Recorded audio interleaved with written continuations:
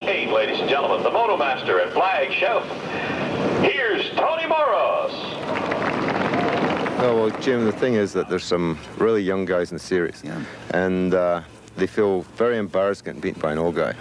So I thought, beginning of the year, dog it a little bit, and then come up to a peak at the end. Yeah, right. And that's basically the way we've been doing it, so look for big things to come. Number 88, Tony Morris dared the field to come catch him. Frank Ellers in car number 1 took the dare early until Alan Berg pushed him out of contention. An early setback for one of the 4 cars in the Flag Chevrolet's team. Trevor Siebert has caught Frank Allers' teammate Tony Morris. While Allers enjoys a commanding lead at this point, Morris will feel the pressure from Siebert, who has just been slicing his way through traffic after starting back in that 3rd row. Now the question is there team strategy? How wide will Tony Morris make that number 88 Camaro and try to hold off 33 Trevor Siebert? Allers, of course, the points leader, and now we go on board with Trevor Siebert right on the rear bumper of Tony Morris. They almost touched as they headed out onto the short chute. And now here goes Siebert. He'll try it up to the outside as he takes a look around the high side on Tony Morris, and Morris must be feeling the pressure. This time out, it's Tony Morris winning the checkered flag with Laurie Craig right behind and Andy Mahood capturing 3rd. As a tough drivers' championship battle shaped up in the West. The new leader in high-performance radio presents Auto Check with Tony Morris. It's a much softer suspension package than cars we've tested in the past. As a result, it's much more forgiving in tight corners and in long sweeping corners like you get on freeways. The one objection I have to the car at high speeds is when you must brake very quickly. I find the brakes very touchy. In an in-turn situation, there would be no problem at all, but in a high-speed situation where the car actually handles and feels the brakes are definitely not as good. You know, when you land a jumbo or any jet aircraft, when you come into land, it stops. It feels like in a dime. This car is exactly the same. There is no real oversteer and understeer characteristics as we spoke about in previous editions. This is positive.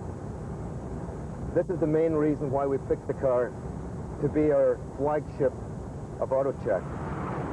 And my opinion hasn't changed from 12 months ago. It's still number 1, or as we said, a Big 10. For AutoCheck, I'm Tony Morris. The driver's seat employs an ingenious system of airbags that the driver can inflate or deflate to provide the desired support. The steering position and the seating position in the car are excellent. There's lots of adjustment in the seat for small people, tall people, and short people. There's no problem at all with the car that way. The tires and the wheels and the suspension have had a lot of thought put into them in Japan. The tire size and the wheel size are exceptionally large for the North American market in comparison to the average range of cars that's available to us. In my estimation, this car would rate at a 7.8. And the disc brakes on all 4 wheels just add to the driver's sense of security. The negative aspects of the GS. Tony Morris put the car through its paces at Westwood Racing Circuit and then offered us this evaluation. If you were considering the 1984 turbo cars, I would insist that you tried this car first. It's economical, the gas mileage is good, the handling is excellent, the gauge package is fantastic, the gearbox is very close ratio. It's like starting off in a jet plane, but I think value for your dollar spent is excellent on this motorcycle. The rotary engine gives you a feeling of power throughout the whole range of the car, either first gear or 5th gear. It's a very attractive motor car. In my estimation, making a Porsche Turbo a 10, I would give this car an 8.2, which is very high in our rating at the moment. Tony did find one thing that he didn't like about this. A disguised sports car. There's no doubt about it. I've driven Westwood Racetrack backwards and forwards over the last 20 years so many times that I really do doubt if anybody else knows it as well as I do. And I've never had the sensation of this type of speed before. I really mean that. This car is quite phenomenal. You go into a corner, you set the car up, and if you want to go in a very, very tight radius, you can set the car up, you go into the radius, and you come back out again. Something I've never felt in a car before. Normally I have to lift really up, very hard, touch the brake, set the car up, and come through again. This car, you can actually go in it at, say, 50 miles an hour, and you come out at 50 miles an hour without any problem.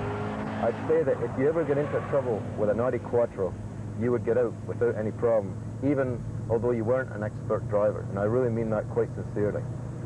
The Quattro's handling alone probably would not justify its hefty $50,000 price tag. But as an overall package, it's getting close. For example, the gearbox and the brakes are easily equal to their tasks. The gearbox is a 5-speed close ratio gearbox. Not once today did I ever feel that the gears were wrong or I needed... Started the test, the car was understeering. In other words, the nose of the car was pushing. And quite easily, from the glove compartment, we took out a shock absorber adjuster and adjusted up the front shock absorbers, and the car handled very much nicer. In fact, it came into an oversteer situation, which is much nicer in these type of cars. The one thing I would be slightly critical on is the gearbox. The gearbox is excellent in first and second gear, nice close ratio gear, and then suddenly into third, it sort of dies on you. However, once you get out of second gear and try to find third, there's a long gate, a long distance between the second and third gate. As a result, the RPM, the revs, drop down, and it takes a little while for the boost pressure to come up. Big part. You know, it's the best thing that's ever happened to Canadian motorsport. Disc brakes are also standard at all four corners. That's possible at least partly because of Ford's decision to go to 16-inch wheels and Goodyear NCT tires. The sticky radials provide excellent cornering power, but a word of caution. The tires use such a soft rubber compound that during our panic stop braking tests, we flat-spotted them. We've been rather critical today of the brakes. However, we have really put the car through its paces. Being up at the racetrack, it encourages you to drive the car a lot faster, and we have been rather punishing in the car. However, it responded well, and only in very, very late braking did I feel a little bit uncertainty. We frequently talk about putting cars through their paces at the track. Tonight we thought you might like to see just how hard Tony works to evaluate the car. It's a credit to the SVO that it didn't really complain about this treatment once during the test. By now you've probably gathered that Tony liked the SVO a lot, with one minor exception. This car has got a 305 cubic inch motor in it, and you really can tell that you've got the cubes back again. This is the HO motor, so it's got a little bit more poop than the standard car, but it's a very enjoyable car to drive. You take the car to its potential, and it's quite easily, I can assure you, to get it to 140 kilometers, which is the maximum of the speedometer. It's easy to brake. I think this is a big point with a car this size.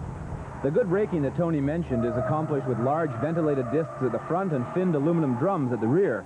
A disc brake rear end is an option on the HO version of the Camaro. They've achieved this with the independent suspension that they have in the front. Tony Morris is well known in the racing fraternity for turning in some exciting performances in his race-prepared Camaro.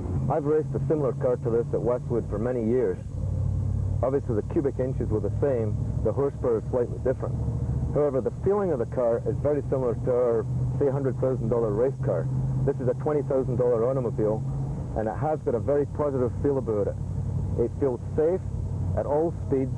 It feels safe at high speed. It steers perfectly. I guess I'm praising it a lot because I really do know the car well.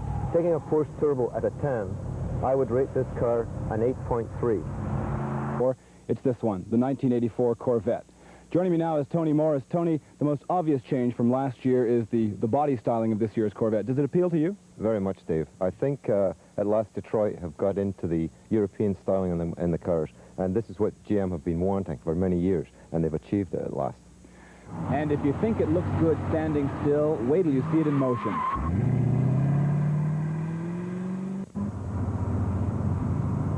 In a 1984 Corvette, when you're talking about motion, it's bound to be rapid.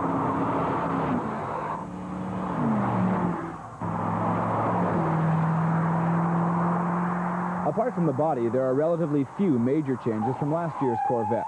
It's still... The new 84 Corvette excels the older Corvettes in many, many ways.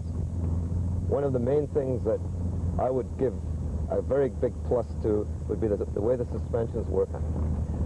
It's far in excess of 20% better than the old car. They have also got special tires in this car made by Goodyear. They're called Gator tires. They're in 16-inch, which is very unusual for a street car, but it gives a very low aspect ratio from the wheel to the top of the tire. And as a result, it makes the car handle really well. And this is what we've noticed in the car today, that it handles really well. The car sits down in the corner, and the car handles excellently as far as the tires and the suspension go. All your instruments in front of us are all digital, very easy to read. You have little levers inside the cockpit here where you can change and read your oil pressure, your oil temperature, your coolant temperature, and your voltage. You also have a way to work out in the computer of your mileage that you're going to do, how many miles you've done, the miles per gallon, all reading out right in front of you, where you don't really have to take your eyes off the road too much to look down now and again and see where your average miles are.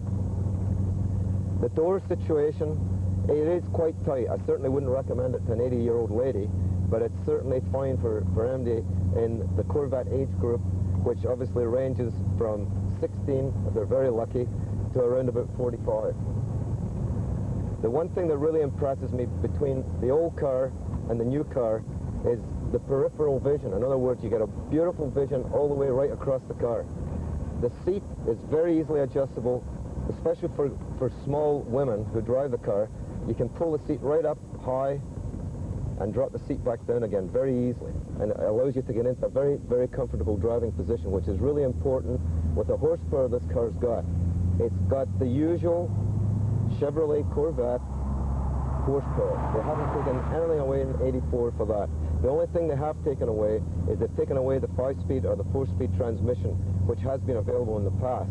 It's only being offered with automatic transmission. It's a 4-speed automatic, but if you do use the gears as I have been using today and come down the box, it works out great.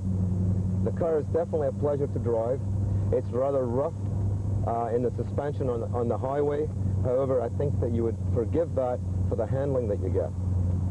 In today's test, I would give this car a good 8.3, and that's, as we said before, with a turbo Porsche at a 10. There is a catch-22 to the 84 Corvette, though. The extremely stiff suspension got high marks from Tony, but it also got the most criticism when I asked him what he liked least about the car. The hard ride. I think, as we've discussed earlier on, that the ride is definitely hard, and it will be off-putting for some people. If it's a hardcore sports car enthusiast, there'll be no problem. They'll very much enjoy it. But if it's the normal old lady driving along the street, she would definitely not buy a 1984 Corvette. It is a $30,000 plus motor car. Is it worth it? Yes, it definitely is. I reckon it's an excellent place to start for young drivers to learn. And you know, when you land a jumbo or any jet aircraft, when you come into land, it stops. It feels like in a dime. This car is exactly the same. Morris Jr. here will be your instructor, and Mary Beth will be at turn 7, and I'll be here at turn 4 critiquing you.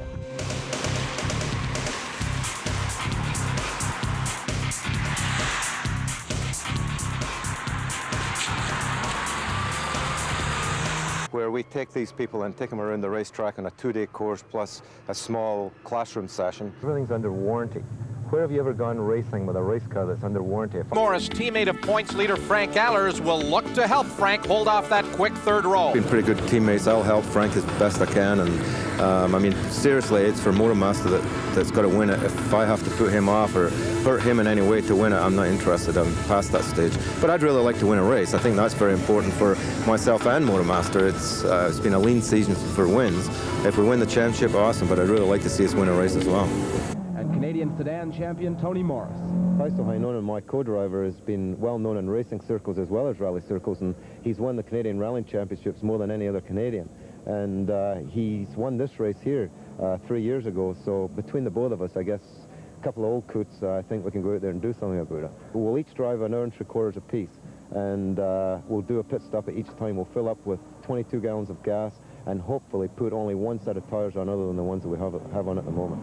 This is the same car that Taisto won the Rally Championship in, but in order to prepare the car for long-distance endurance racing, the team has made some modifications. We've obviously put slicks on it, or race tires, and lowered the suspension down and made the car a little bit more manageable on a racetrack. It's a 2-liter motor with 260 horse and 16 valves, so it is a potential winner of the race, and the way we've been going about the last couple of nights, it feels very good indeed. It was the seatbelt arrangement.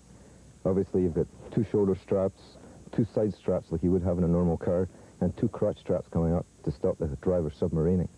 So that's basically the main thing. Now, what about this suit you're wearing? This is not the standard auto check garb that we're used to seeing. No, this is a triple-layer Nomex suit with Nomex underwear on it, and this would give a driver approximately 11 seconds if the car went in fire to get out. Now, 11 seconds is a long time, really, in a case of an emergency. Fire must be one of the greatest fears a racing driver has to face. What other considerations have been made for fire safety in this car? Well, we have a switch in here in the car that the driver can hit immediately. The fire starts, and the fire extinguisher system covers him up. And in the helmet that we have here, there's a oxygen mask, or oxygen attachment right here that fits into a tank at the back, and that gives him the time that he has with the suit to get out the car and get some fresh air into him. You've got some pretty jazzy-looking gloves there. What are they for? Well, Dave, this is, again, like quadruple Nomex. Obviously, the driver's got to get out, and if the car's on fire, then he's got to be protected. Another very good part about this glove, people wonder why they're red, but obviously with the cars coming in behind him, and he has a problem, he's got to let them know right away, so his hand goes right up, and it's a bright orange color, and of course the driver behind him can see it immediately. So it's a good safety aspect, not only in the actual coverage that it's got, but in its purpose of the color. In watching coverage of motor races, I've heard people talking about fuel cells. Can you explain those to us? Well, a fuel cell is like a bag tank, actually. It's got the aluminum on the outside of it, and then it's got like a rubber solution on the outside, which actually makes the bag, and then inside that there's foam. So if we did have an impact, obviously the outer cover could be damaged, and then you've still got the inner cover, and then you've got the inner cover again, so there's 3 sets of safety factors built in before the actual gas would come apart. So you've probably seen cars at Indianapolis where they've come up and they've hit the wall and spun around. The bag tanks, or wherever they're positioned in the car, either they'll separate or there'll be a well-contained compartment. So gasoline spillage and fuel spillage is not really a problem with this kind of a car? Not really, unless you roll it up in a ball, and then it's a big problem, but basically no. The safety features that we've talked about and looked at in this car, which is quite simple to do because the bodywork all comes off, would you find most of these features incorporated in other racing cars?